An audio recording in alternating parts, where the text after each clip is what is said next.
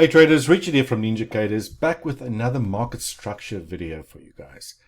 Right, on my screen here is actually one of the charts that I show to fast track members, and it's called our levels to lock analysis session that I do 3 times a week. All right, so I'm going to be delving a little bit deeper into and show you what I'm actually showing members on not a daily basis, but 3 times a week.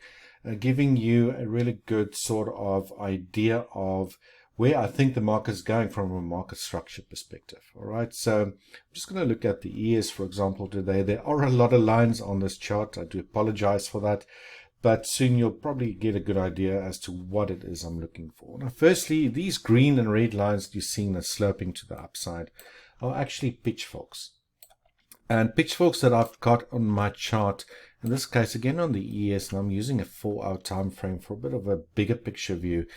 Pitchforks that I've had on my chart since last year already, actually. And you can see that price has been following these pitchfork lines really well to the upside. It's one of the techniques I use to follow trending conditions, and also if we do get corrections, try and figure out where we might see support and resistance from an angular perspective using these market geometry lines. All right, so since my last market structure video, which was around about just before this actual high came in on the ES around the end of March this year, price was obviously making higher highs, higher lows, higher highs, higher lows, in a very strong uptrend, right?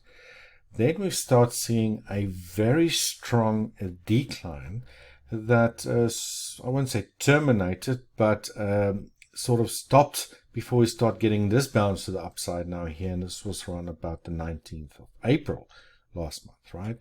So we've definitely had a bit of a change in market structure, being that price was making higher highs, higher lows, higher highs, higher lows, and then as we start seeing price coming downwards again, start breaking these previous higher lows. All right, so definitely a change in market structure.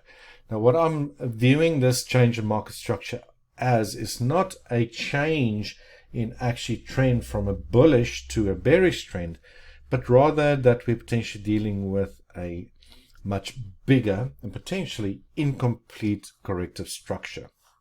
Now, what I mean by that, if you look at the ES, and it's the same thing on the NASDAQ and on the Dow, clearly price has been in a very strong bullish move to the upside. There were some instances where we had sizable corrections to the downside, but nothing compared to what we've seen since the end of March. Right, so what I mean by deeper corrective structures, that I'm viewing this first drop that we've seen lower as potentially the first phase lower of a potential incomplete corrective structure that could still extend much lower as from where price is currently. Obviously things can change, but this is just the way I'm viewing things at the moment. So this bounce that we're seeing higher here now at the moment, I'm viewing as corrective against this first decline, meaning that I could potentially assume that it could end very soon, and then we can see another decline to the downside to then potentially complete at a much later stage this larger, in my opinion, incomplete corrective price structure.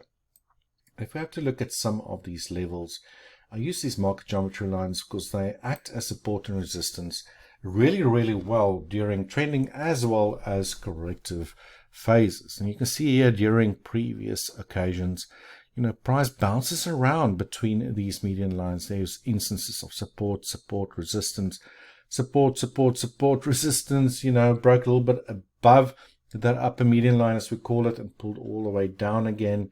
And it's recently, towards the end of last month on the 19th, reached this median line. It tested quite a few times, and it's now nearly reached the next median line to the upside again.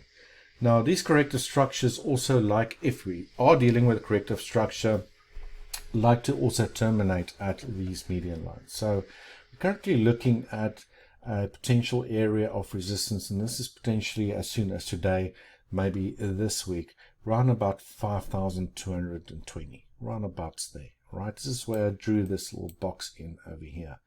All right, if price does slice through that area and continues an impulsive behavior to the upside, then my whole idea of that, whether this is a corrective market structure from the 19th of April, will then potentially be invalidated. I'll have to start coming up with different ideas. All right, so just a very quick recap.